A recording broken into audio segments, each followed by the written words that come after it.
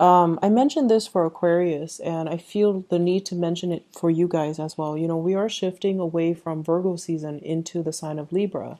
And Libra, as a fellow air sign, it is going to trine your sun sign, your star sign. And what it does is that if things have been stalled during the Virgo season because people are over analyzing situations or you're over analyzing situation, and if you're like being extra careful with the things that you say and the things that you do, I feel like the Libran energy is going to free up channels of communication. It's going to allow you to attract a lot of attention. It's going to allow you to shine in a work environment, and it's also going to allow things and communication and decisions to be made and be smoothed out in a lot of areas of your life. So the energy is a lot more conducive for free flowing energy, communication, decision making. Everything is going to seem like it's in clear focus, so you're not going to be second guessing yourself. As well, wishes being answered is the message I'm getting here with this love reading. And I feel almost like, this is like the twin energy, inner conflict coming out for the love reading. So what I feel is you've been hoping and praying for some major, major change in your life, in your love department, okay? So hoping for the relationship partner, hoping for the knight in shining armor to come and rescue you from your fate. And that's not to say you're a female praying for a knight. I feel like you're hoping for some change. You're hoping for something big to happen. And I feel many of you, it's like working home, working home, working home. And you want a break in that routine. You want something dynamic. You want something else. You want love and fulfillment. You don't want to feel empty anymore, especially for those who are single. But at the same time, I feel like, you're very, very focused on your career. You're very focused on yourself. You're very focused as well on the practical responsibilities, the things that you have to do on a daily basis to sustain yourself. Laundry, doing the dishes, going to the gym, taking care of your pets, taking care of your children. For those who are single, I feel like you have been praying for a relationship partner that can make your world a lot more vibrant, with a lot more colors, so that you can feel warm and secure. And for singles, it's coming into the picture, but you need to act on it. So I feel like the other person might be growing a little bit impatient because, yes, you're waiting and wishing for these things, but you're not seeing the opportunity for what it is when the person is right in front of you. And, the Gemini twin energy, there's this inner conflict playing out within you. Should I or shouldn't I? Does the other person feel the same way about me? I feel like they are making their feelings very clear, but for whatever reason, you're either reading between the lines, reading too much into it, or you might have been single for a while, or you might have felt very barren for a while, that you are not reading the cues or you're not seeing it for what it is. Does that make sense? So that's what I'm seeing for singles. And there is a communion, a coming together between you and a relationship partner. Okay? For those in relationships already, I feel like you want a spark of passion. You want to reignite things. And I feel like you want some change, and communion is also happening. But I feel like your partner wants you to open up, to be more experimental, especially in the bedroom, to be a little bit more like, I feel like someone is like, let's experiment a little bit. Let's just, do some things. And you're not entirely comfortable with it. You're kind of bashful and playing coy as well. And so the opportunity is there for you to explore something that will really rejuvenate you and make you feel passion and make you feel alive again. But you're taking your sweet time because you're not really recognizing for it for what it is. And there's this internal conflict that I feel brewing within you where you're afraid. So let me show you the cards. This is your energy. This is how your partner sees you, and this is what you're bringing to the table. We have here the Queen of Pentacles. She's really pretty. Your partner sees you as someone who is dark-skinned and exotic. Okay, for those with dark skin who are quite exotic looking, you're different from the people that they have dated in the past. You're very, very beautiful. You look nice. You are very presentable. You look very sure-footed for whatever reason. You're self-sufficient. You know how to make money. You work a lot. You take care of yourself. You're financially independent. You have a lot of abundance, but you're very closed off emotionally.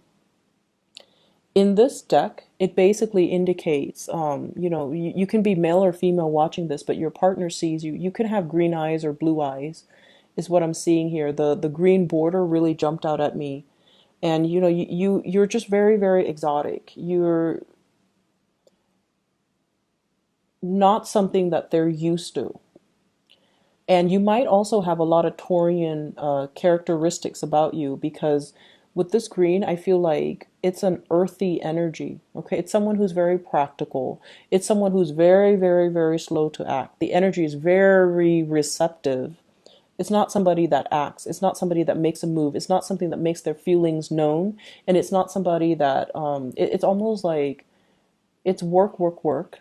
And it's also, you look really attractive and presentable, and people are coming at you, but you're not really reciprocating. You're not really making yourself known. And you're definitely looking at somebody and flirting with somebody.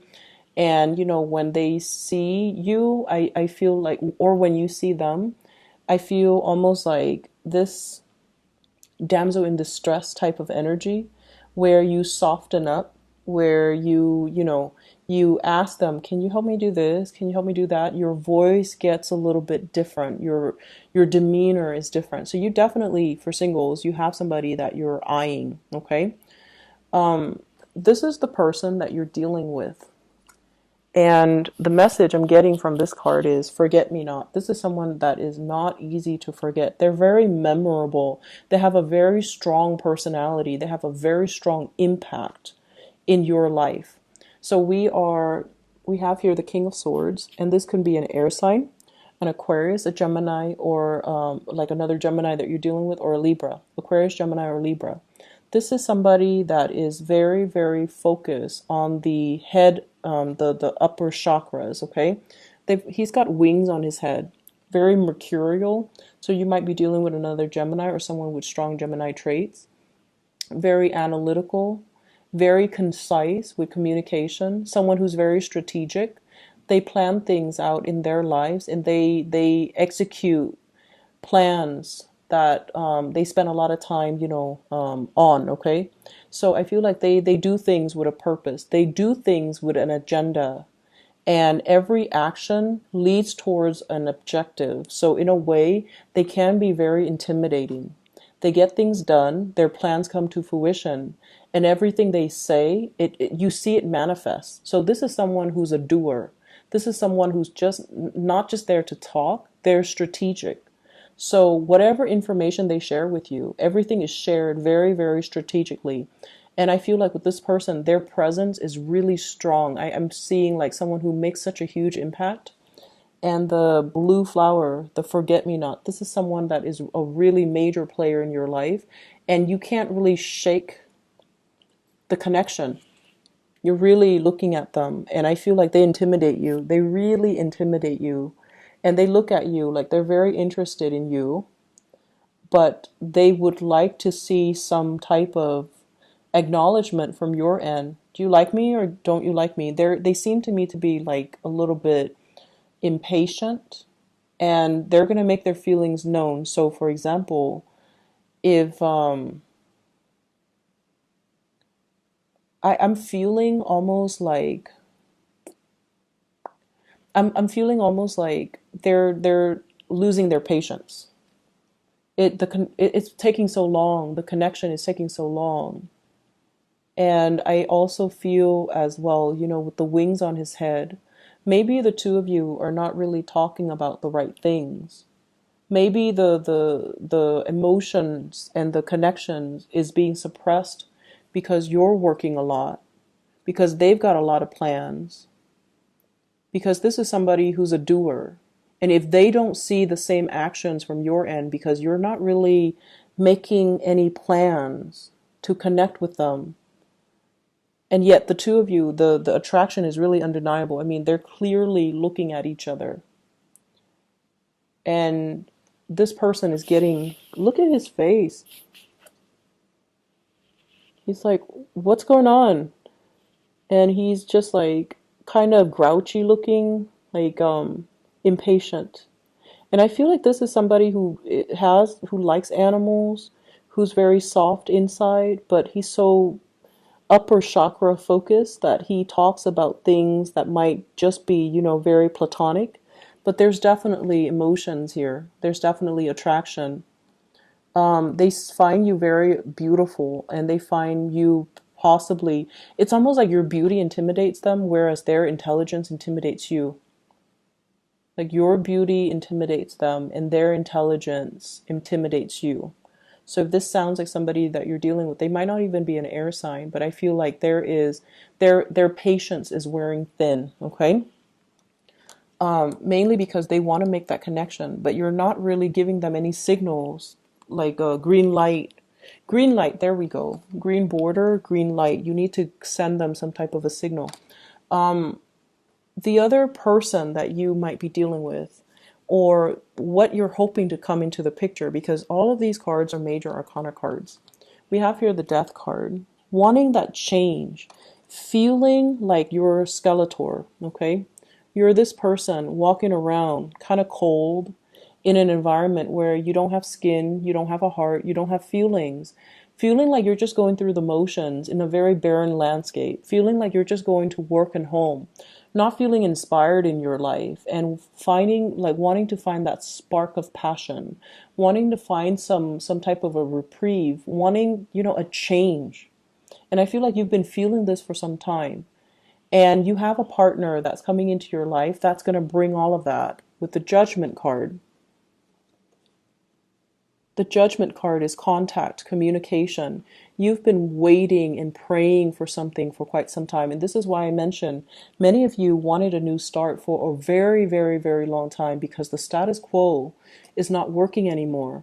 And I feel like, this little angel here is bringing about clothes and warmth and prosperity and the green and just like opportunities. So you're headed in this direction, which is communication, contact, breakthroughs, realization, epiphanies, awakening, revelation. So I feel like all of these words signifies a brand new start, and yet you're not making the start.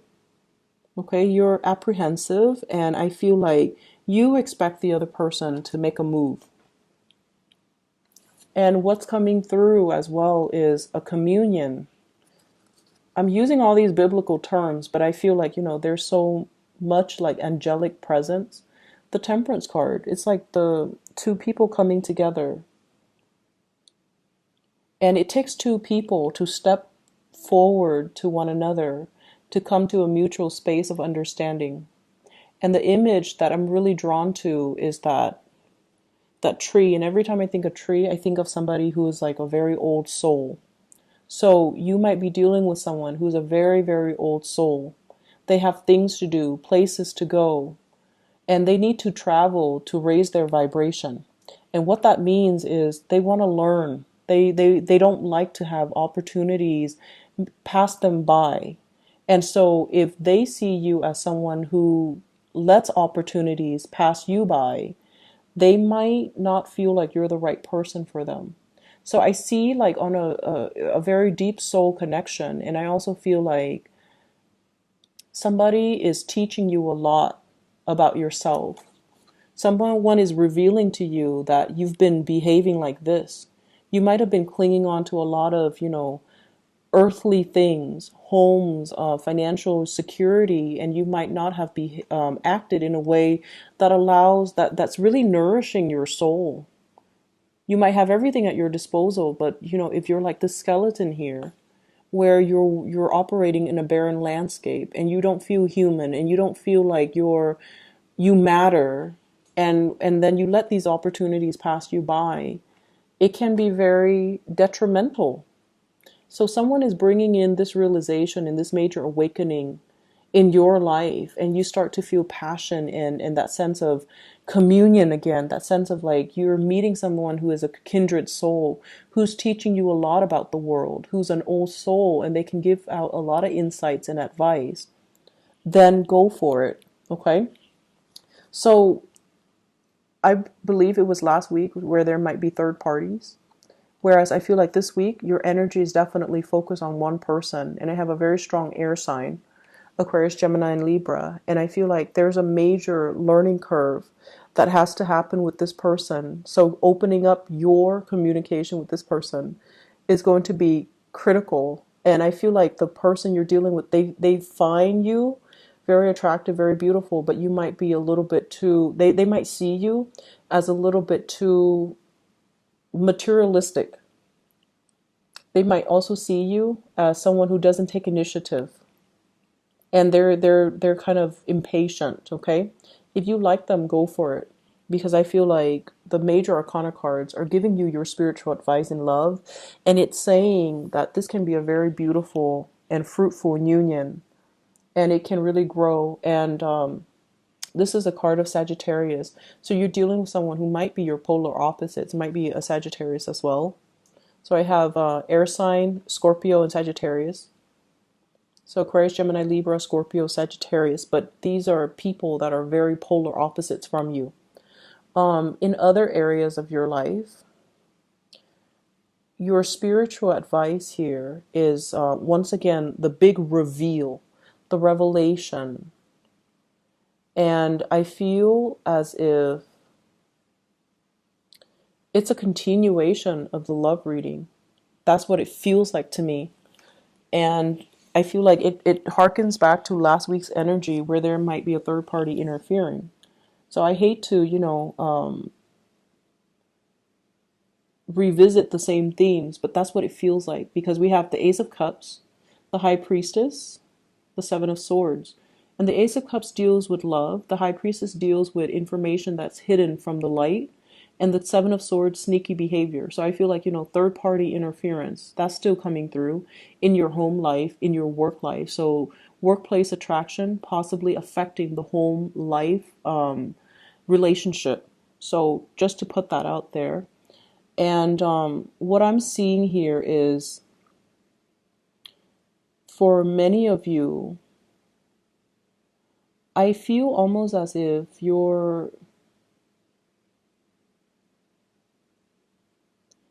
there is like a big revelation in terms of long-term goals. Okay, it's like you're achieving something, or you're finding the path towards achieving something that you really want. So the High Priestess, following our intuition, trusting our gut instincts, not doubting ourselves, not reading too much between the lines, not over analyzing. Let go of that Virgoan energy and just kind of live in the moment and feel things out, and kind of like lift the veil from your face so you can kind of see what's in front of you. And this is pretty much, what makes you happy, what really drives and inspires you, and finding ways to embody these things, or to incorporate the things that you love, the things that you enjoy, back into your life. And I feel like it's saying the key to happiness, it's not just financial prosperity. It's not just the abundance. It's not just, purchasing a house, putting the kids through school, having a really nice car, and being looked at. The things that will make you really happy, and what's really standing between you and the things that make you feel really happy is, I feel like for many of you, it's inner knowledge, it's wisdom, it's to be able to have a lot of career success, and to also be looked at as somebody who's very capable and very confident, and somebody that other people turn to for sage advice and wisdom. So I feel like for many of you, you might have been chasing after the wrong things. The things that you thought would bring about security might be the things that bring other people security, but it's not really right for you. And so the universe is really urging you, really figure out and really ask yourself, what is it that makes me happy? And what you need to do in your life to incorporate these activities that can make you happy. So it's not just work and home, work and home. It needs to be a little bit more robust, and it needs to be a little bit more like soul fulfilling. So I feel like many of you are getting to a point where you want something to nurture, or you want someone to nurture you, or you want something to spiritually and emotionally nurture you. And you're going to be able to come to that realization here if you are able to achieve this financial stability first, so that you're not constantly, worried about finances and expenditures, and then be able to focus on love and relationships. And I have as well the Six of Wands. This is like career success and accolades. Okay. This is pretty much getting ahead in life, having a wide following, getting a lot of recognition, and being able to lead the way, having people trust you enough and respect you so that they can follow your lead, and they can, come to you for advice and for consultation. And we also have as well the Seven of Swords as well as the Six of Wands. The sword energy can be a little bit problematic in that we step over other people in order to get ahead. Okay, so it's sort of like, I feel like for many of you in the work environment, figuring out, am I really happy here, or do I need to make a change? Am I really happy with the cutthroat environment, even though I'm making so much money at this job? Is the cutthroat environment worth it? Or should I find a more harmonious place to work? And I feel as well, it's sort of like somebody is stepping over somebody in order to achieve, in order to get ahead. And you're seeing it and you're not liking it. So there are just huge things about, how do we find emotional fulfillment? What's right? What's morally like the right thing to do, as well as things that we need to kind of incorporate into our lives so that we're not feeling like this, like life is barren, and that the work environment is like, it goes along, it moves along, but you're not feeling inspired. So finding that inspiration possibly in the work that you do, changing your job, or even finding that inspiration through other avenues. It's like you're expecting one area of your life to fulfill all of your emotional needs. And as a Gemini, that's nearly impossible. You need to have other things going on. You need to have friends. You need to have hobbies. You need to have family. You need to have, you need to be able to travel. You need to be able to take time away from work and, rejuvenate, go to a spa, get a massage, do like things that make you feel human and alive, and that you're worthy. Okay. So I feel like the need to get back to your creativity, that's also in line. Okay. So Geminis, I'm going to end the reading right here, and I hope the reading is helpful for you guys.